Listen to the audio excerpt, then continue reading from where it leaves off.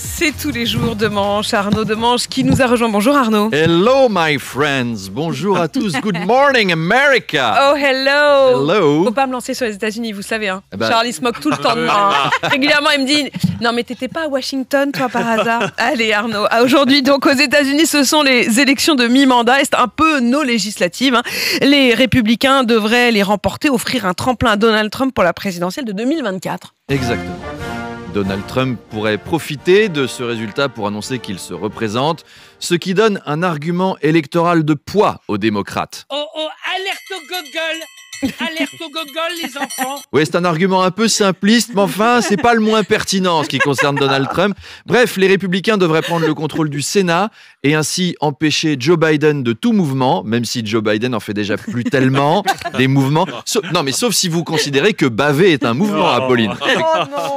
Joe Biden essaye de mobiliser, notamment autour de l'avortement, qui sera en danger en cas de victoire des républicains. C'est un mauvais procès. Les républicains sont pour l'avortement, c'est juste qu'il doit se faire dans certaines conditions, c'est-à-dire après la naissance, avec un fusil d'assaut, dans une école, et par un jeune asocial maigrichon de 22 ans qui s'est tatoué lui-même une croix gammée sur le bras, mais du coup il l'a fait à l'envers. C'est des conditions. Joe Biden et Donald Trump ont en tout cas l'intention... Trump. Ils ont en tout cas l'intention de se présenter en 2024.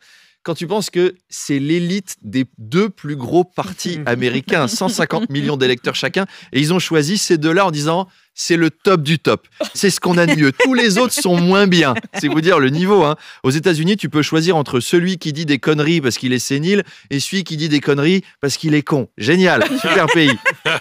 Très bon choix.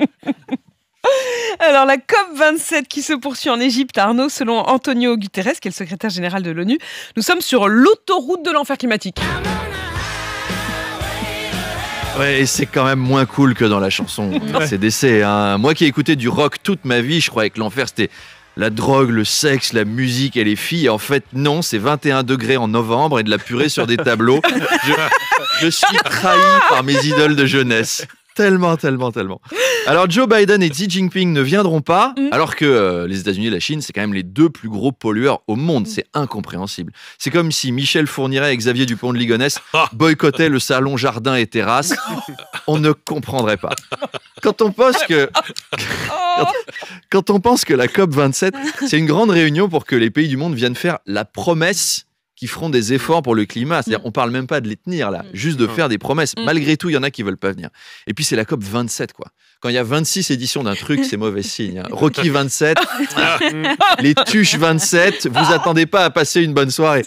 On connaît déjà la fin du film. Hein. De toute façon, la COP 27 va aboutir à la proposition qu'on s'engage pendant la COP 28 à prendre une décision forte lors de la COP 29, à savoir établir qu'à la COP 30, on fera une réunion à la COP 37 pour décider d'engager des concertations à la COP 42. Ça n'en finira jamais. Et puis Arnaud, vous vouliez parler de cette course de moto dans la Creuse, victime d'un sabotage qui a entraîné l'égarement de nombreux motards.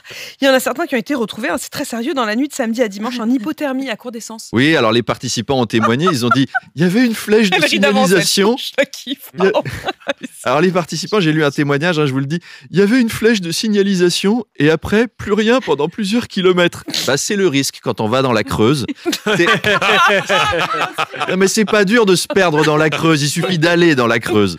Tous les Parisiens qui sont partis télétravailler en région, c'est pareil, t'arrêtes de mettre des flèches, ils continuent d'aller tout droit jusqu'à être en panne d'essence et en hypothermie. Apolline, admettez, on a tous des amis, on n'a pas de nouvelles depuis le confinement. Si ça se trouve, ils moisissent au fond d'un bois.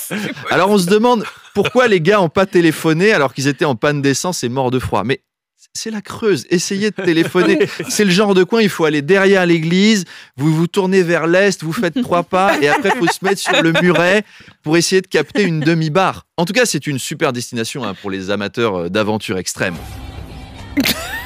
Amis aventuriers, bienvenue dans le milieu le plus inhospitalier de toute l'histoire de Koh-Lanta, Koh-Lanta Creuse. Aujourd'hui, on va faire l'épreuve des poteaux, on va faire l'épreuve des motos. Vous devez aller en solitaire de Saint-Sulpice, le Guérétois, jusqu'à Arnac-la-Poste. C'est une vraie ville, évidemment. Mais lors du conseil, les Creusois ont décidé de vous éliminer. Alors, ils ont enlevé les 3 seuls panneaux de signalisation qu'il y a dans tout le département. C'est la plus redoutable des courses d'orientation si vous revenez vivant. gagnant, vous gagnez votre fromage creusois d'immunité et le droit de participer à Koh-Lanta Lozère. Bon, allez, heureusement, ils sont tous revenus vivants. On les embrasse. Courage à eux pour se remettre de ce voyage dans la Creuse. Et à demain. Voilà, merci d'avoir regardé cette vidéo. Si elle vous a plu, abonnez-vous et surtout, venez au spectacle.